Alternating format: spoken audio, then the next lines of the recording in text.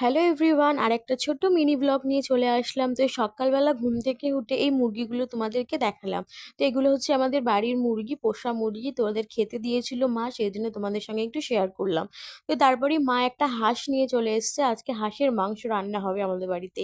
তো সেই জন্য একটা হাঁস নিয়ে এসছে। তো এর আগেও আমার চ্যানেলে একটা হাঁসের মাংস রেসিপি দেওয়া আছে, সেই জন্য আজকে তোমাদের সঙ্গে রেসিপি শেয়ার করলাম না। তো যাই হোক, মা একদম রসিয়ে কষিয়ে হাঁসের মাংসটা রান্না করলো। আমরা খাওয়া দাওয়া করে কিন্তু এখন বেরিয়ে পড়েছি। তো বাড়ি চলে এসেছিলাম, বাড়ি থেকে আবার বেরিয়েছি একটু ঘুরু করতে। আমরা এসেছি হচ্ছে শ্রীরামপুরে। তো এখানে ফলের দোকান থেকে মেয়ের জন্য একটা ড্রাগন ফল কিনলাম। ও অনেকদিন ধরে ড্রাগন ফল খাবো খাবো খাবো করছিল, এর আগেও কিনে দিয়েছি। ওর ড্রাগন ফলটা খুব ভালো খায়, সেই জন্যই ওকে মাঝে সাঝে কিনে দিই।